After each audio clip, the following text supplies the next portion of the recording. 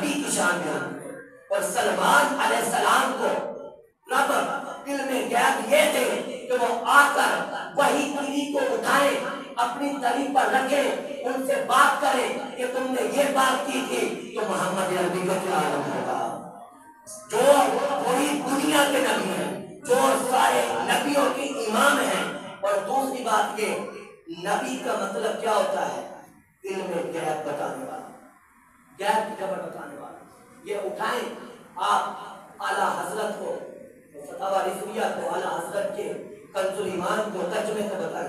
اعلیٰ حضرت نے نبی کا جو ترجمہ کیا ہے، اعلیٰ حضرت نے یہی کیا کہ نبی کا مطلب ہی یہی ہے کہ آپ کی خبریں بتانے والا. اور قرآن میں بھی سب کچھ ملتا ہے کہ سب کو علم ہے. سرکار دو عالم صلی اللہ علیہ وسلم جو علم غیب آپ کا ہے وہی یہی ہے.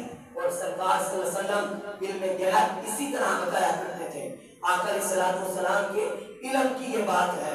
اور یہ ایویں بیٹھ کر اپنی مسجدوں میں اور وائرل ویڈیو کرتے ہیں. یہ تو دراصل ہم آپ کو بتاتے ہیں کہ ایسے لوگوں کو سننا حرام ہے. کیوں کہ جب ایسے لوگوں کو سن کر عوام بڑگلا جاتی ہے تو ایسے لوگوں کو سننا جائز نہیں ہے. کیوں کہ جو جس کی محفل میں سرکار صلی اللہ علیہ وسلم کی توہین ہو رہی ہو، ماشاءاللہ، جس کی محفل میں صحابہ کرام کی توہین ہو رہی ہو، جس کی محفل میں رب کے قرآن کی توہین ہو رہی ہو، وہ اس بندے کو سننا جائز نہیں ہے. آپ لوگ مجھے میرے ساتھ اکثر ہمارے نمازیوں کو بھی اسی چیز پر بحث ہوتی ہے کہ وہ فلاں بندہ ٹھیک تھا، فلاں بندہ ٹھیک تھا، فلاں بندہ ٹھیک تھا، کوئی مر گئے ہیں کوئی زندہ ہے.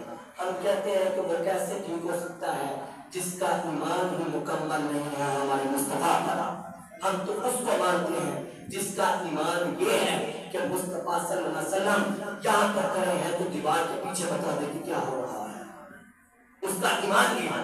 کیوں کہ اعلیٰ حضرت نے امام احمد رضا خان رحمۃ اللہ تعالیٰ علیہ نے یہ لکھا ہے حضور علیہ السلام کے محبت میں کہ جو بندہ نبی علیہ الصلوۃ والسلام کے بارے میں تھوڑا سا بھی شک کرے وہ دائرۂ اسلام سے خارج ہو جاتا ہے.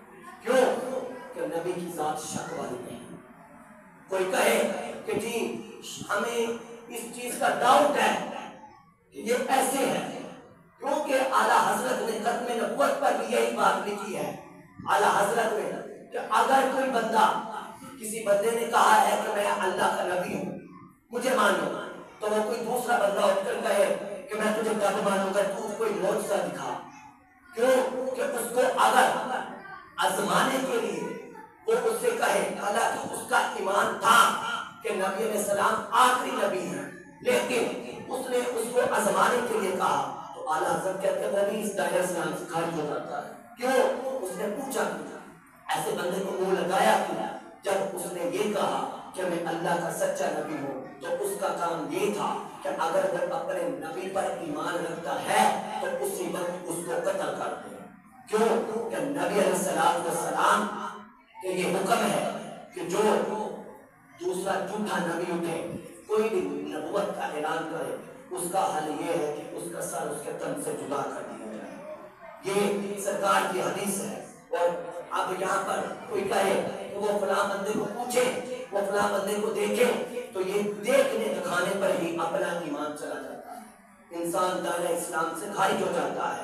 اور اسی طرح سید عالم صلی اللہ علیہ وسلم کے بارے میں اعلیٰ حضرت نے اس طرح محبت لکھی. آپ کے پاس کیونکہ آپ فوراً فتویٰ لکھ لیا کرتے ہیں، فتاوی رضویہ کو اٹھائیں، کتنی اس کی 100 سے اوپر چلتے ہیں، اس میں یہ سارے اعلیٰ حضرت کے فتوے لکھے ہیں. وہ میں نے پہلے بھی یہ بات بتائی ہوئی ہے.